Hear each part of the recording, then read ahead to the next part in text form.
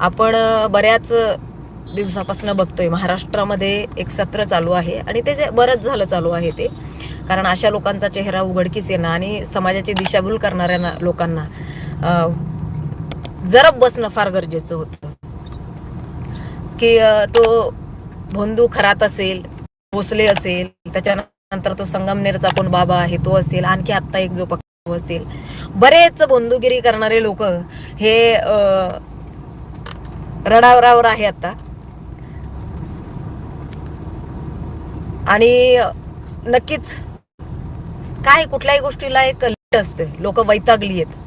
तुम्ही धर्माच्या नावाखाली तुम्ही आम्हाला काहीतरी येतंय, आम्ही फार ज्ञानी आहोत किंवा आम्हाला कुठली तरी सिद्धी प्राप्त आहे, कुठल्या तरी देवाच्या नावाखाली मी या देवाचं रूप आहे किंवा तो देव मला प्रसन्न आहे असं सांगून जे काही तुम्ही कर्मकांडामध्ये समाजाला अडकवण्याचा प्रयत्न करत होते आणि भोंदूगिरी करत होते, ती तुमची भोंदगिरी पूर्णपणे उघडकीस आलेली आहे आणि ते फार बरं झालेलं आहे. परंतु याच बरोबर आणखी एक आता तुम्हाला सांगते, ह्या महाराजांबरोबर एक हायकोर्टाचा वकील आहे. हा, तो यांच्यासारखा असा मला कुणी महाराज म्हणजे कुणी देव प्रसन्न आहे, सिद्धी प्राप्त आहे असं नाही म्हणते, परंतु त्याचं फेस रिडिंग झालेलं आहे, माइंड रिडिंग झालेलं आहे असं लोकांना सांगतो. तो हायकोर्टाचा वकील आहे असं सांगतो. त्याचे मोठमोठ्या नेत्यांसोबत ओळखी आहेत असं सांगतो. आणि जे ट्रस्टी आहेत ना, जे संस्था चालक असतील, मग ते शाळा कॉलेज असेल किंवा काय आणखी दुसऱ्या संस्था असतील, यांना सांगतोय की मी तुमची कामं करून देतो. मग त्याला मान्यता प्राप्त असेल किंवा आणखी काय असतील त्यांच्या गोष्टी काय राहिलेल्या, तर ते तुम्हाला मिळवून देतो म्हणून त्यांच्याकडनं करोडो रुपये उकळतो आणि नंतर त्या लोकांना फसवतो. पैसे देत नाही, त्यांचे रिटर्न कामही करून देत नाही. मुळात तो वकीलच नाहीये. तो जे सांगतो तेच खोटं आहे. कारण त्याच्याकडे बघून, त्याच्या वागणं जे आहे त्याच्याकडे बघून कुठंच वाटत नाहीये की हा हायकोर्टाचा वकील असेल.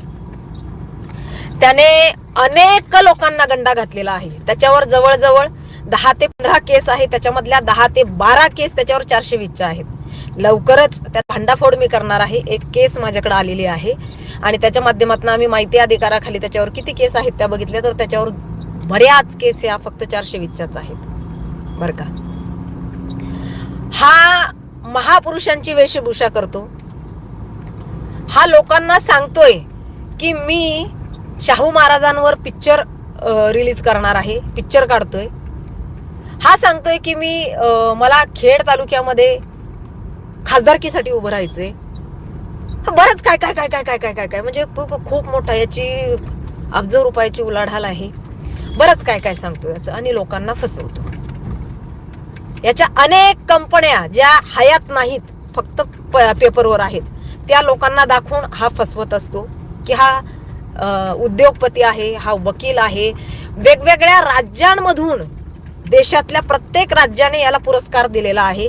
याच्या ऑफिसमध्ये ते पुरस्कार यांनी लावलेले आहेत. आता ते पुरस्कार याला कसे मिळालेले त्याची पण मी चौकशी लावणार आहे. ते पुरस्कार याला कुठल्या कामासाठी आणि कुणी दिलेत याची पण चौकशी मी लावणार आहे लवकरच. तर असाच एक भोंदू वकील म्हणता येईल, कारण तो साईबाबाचं पण सांगत असतो स्टोऱ्या. त्याचं चॅनल आहे, त्या चॅनलचाही उलागडा मी लवकरच करणार आहे. फार मोठं स्कॅम आहे की ज्या वेळेला त्याच्यावर गुन्हे दाखल होतील, ज्या वेळेला मी त्याच्यावर बोलायला सुरुवात करेल, त्यावेळेला मला वाटतं कितीतरी लोक समोर येणार आहेत की यांनी किती पोलिसांना सुद्धा फसवलं. यांनी पोलिसांना चालता पोलिसांनाही फसवलेलं आहे की माझी इथे स्कीम चालू आहे, इथे तुम्ही पैसे लावा.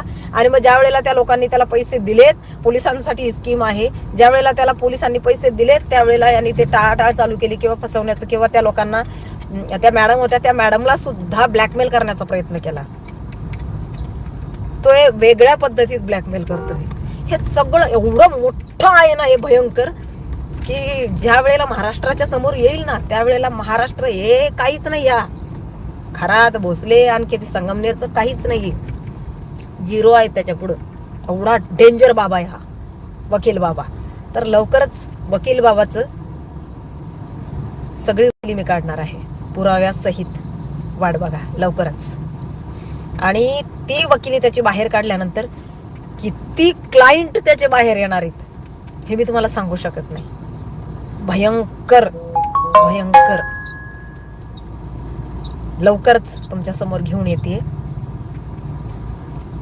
वकील बाबांची file, mind reading, face reading, सगळं त्याचं बाहेर काढणार आहे मी आता. हरकत नाही.